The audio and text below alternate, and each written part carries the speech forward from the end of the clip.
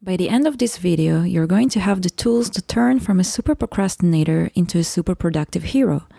Well, maybe not a hero, but you know what I mean.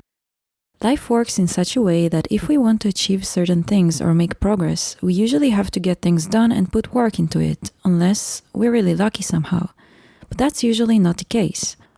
Once we tackle a task, we get one step further towards those things that we're willing to accomplish, or just get rid of today's annoying chores.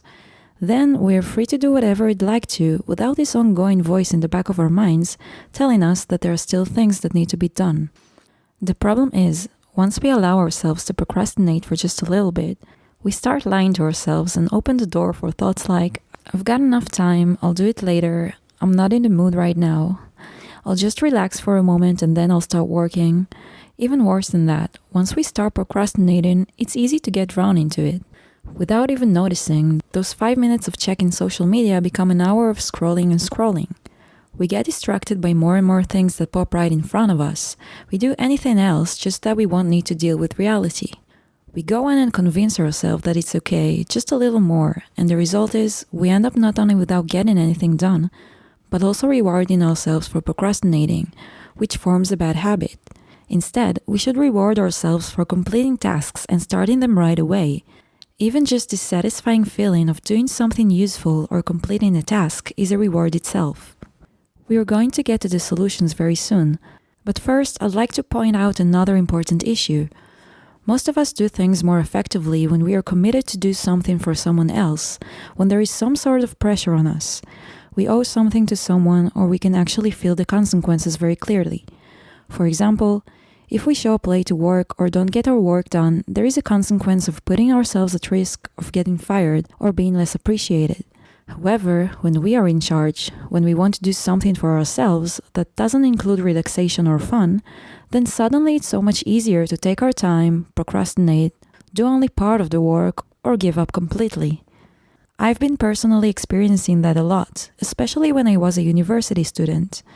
When there is a deadline, an exam I have to pass, an assignment, or any other obligation related to university, I wake up on time and get things done. However, when it comes to my own goals, it's so much harder. I cannot see the consequences right away, and I cannot be sure that what I'm doing is actually getting me somewhere. It's only an attempt. But I don't want to live my whole life thinking what could have been different if I did try, if I kept going and didn't give up. For the purpose of reaching your goals, you gotta decide to be in control, decide to take responsibility for your life. Your success is only up to you. As a kid, you have parents and teachers to push and nag you, but as an adult, you have to be kind of your own parent. Make sure you're disciplined and do what you have to do. And that includes not only what you're forced to do, but also those things you choose to achieve, and that's the real challenge. First, it is important to recognize what it is that you actually do in the time you procrastinate.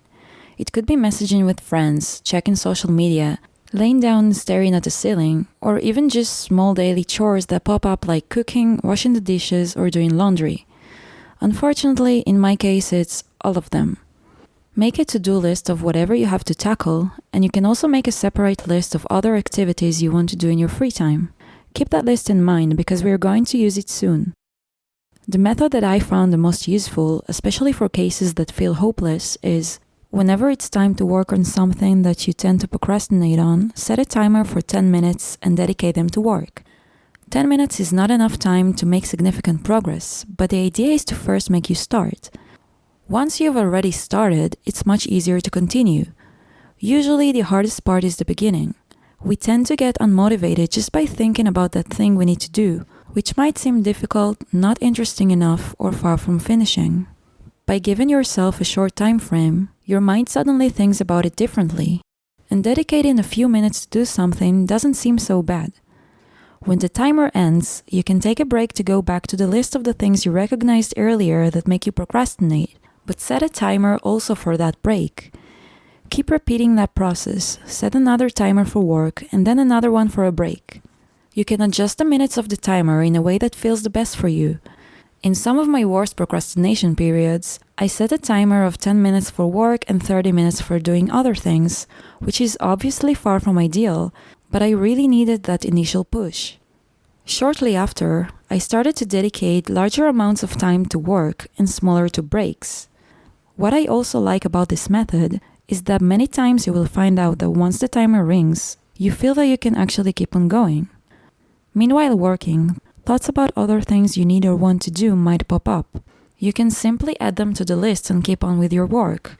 Make sure that the list is in a reachable place close to you. When it comes to large projects, we usually tend to procrastinate because we cannot see the final result. It feels far away and seems like a very tough mission to complete. In order to overcome it, you have to divide this large goal into small practical tasks.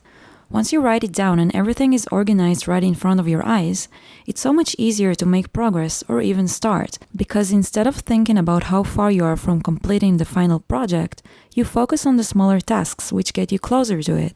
For example, creating a video takes me something like 12 hours, about 5 hours to research the topic and write a script, 1 hour to record the voiceover, 5 hours to create a visual video, and then another hour to design a thumbnail and upload the video. If I think about it as I need to create a video, it sounds like a large task, and my motivation decreases. But if I think about each part of the process individually, it suddenly sounds doable. I make time for each task, and that's how I am able to get it done, because creating a video is indeed a large project. And it's also a part of an even larger goal, which is maintaining a YouTube channel. My final tip for you is to try and make every task more fun. Try to combine things you like with the things you don't like. You can listen to music while you do house chores. You can have a delicious drink while you work on projects, and you can sit with your friends at the library instead of studying alone. Washing the dishes doesn't feel like an annoying chore when I turn on my favorite music in the background or listen to an interesting podcast in the meanwhile. Since we're already talking about washing dishes, some people tend to procrastinate those simple daily tasks like house chores, bureaucracy, or running errands. For others, including myself, those daily chores are huge time consumers that cause procrastination on other tasks. In both cases, it seems like the most common advice is to tackle everything first thing in the day and then move on. The problem is that these small duties keep popping up each day. They never end. In some cases, these tasks could consume so much time that you spend half of the day on them, and then you're left without time or energy to do other things. If the chores themselves are the main thing you tend to procrastinate, in that case, it's indeed a good idea to finish them as early as possible.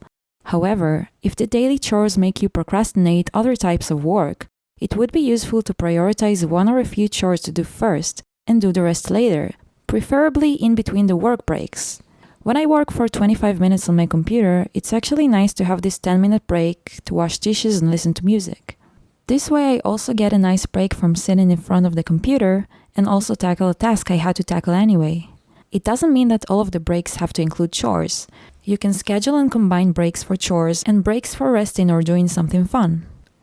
Let's review the main points we mentioned. Don't reward yourself for procrastinating. Reward yourself for getting things done. Recognize what are the activities you do during that time you procrastinate. Make a list of these activities.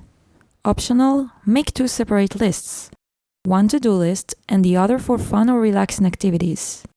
Set a timer to work and then a timer to do the activities you wrote down. Optional, combine in your break one chore and one fun or relaxing activity. Break large projects into smaller practical tasks. Try to bring something fun into everything you do. Before you leave, I invite you to choose one door. Are you ready to see what's behind the doors? The first door says, like and comment. The second door says, subscribe. The third door says, go and complete a task right now. Thank you for watching. My name is Dana and I create free content for you, so don't forget to subscribe and I'll see you next time.